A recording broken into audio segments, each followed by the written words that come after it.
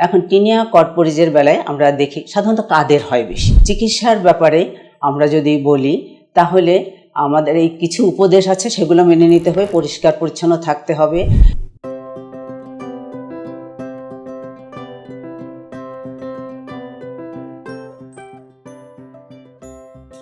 আমি অধ্যাপক ডাক্তার নার্গিস আক্তার।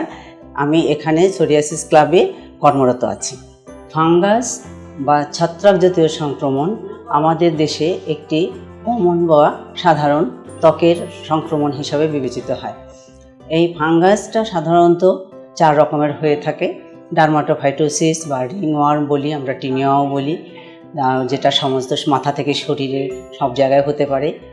আর এছাড়া রয়েছে নখে যখন আমাদের সংক্রমণ হয় তখন আমরা অনিকোমাইকোসিস বলি।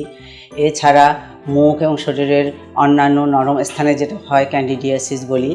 আর একদম উপরিভাগে অনেক সময় হয় যেটা পিটিয়াসিস ভার্সিকালা বলে থাকি।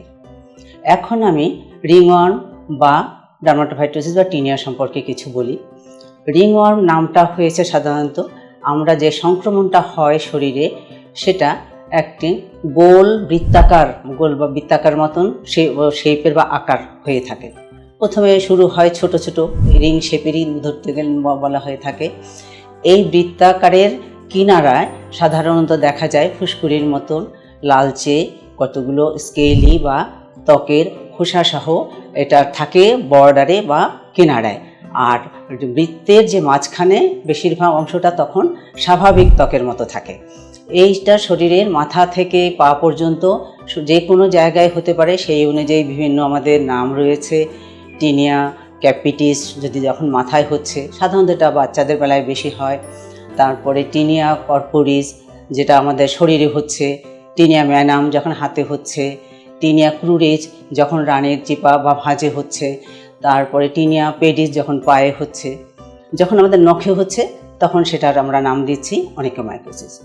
এখন টিনিয়া কর্পোরিজের বেলায় আমরা দেখি সাধারণত কাদের হয় বেশি।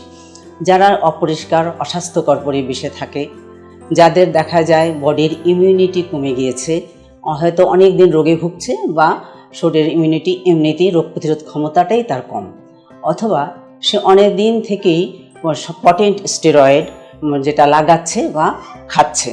এছাড়া দেখা যায় যে একজন আক্রান্ত ব্যক্তির সংস্পর্শে যদি এসে যায়। তাছাড়া আরও রয়েছে আমাদের দেশে বিশেষ করে এটার প্রবণতা বেশি, যেহেতু এটা গরম ঘামে বেশি হয়।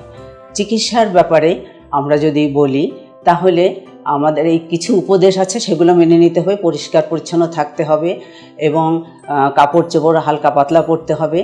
আর হলো ডাক্তারের যে চিকিৎসা যেভাবে বলবে সেইভাবে উপদেশ মেনে চলতে হবে। সেই অনুযায়ী চিকিৎসা কন্টিনিউ করতে হবে। এটা লাগানোর ওষুধও রয়েছে এবং খাওয়ার ওষুধও রয়েছে।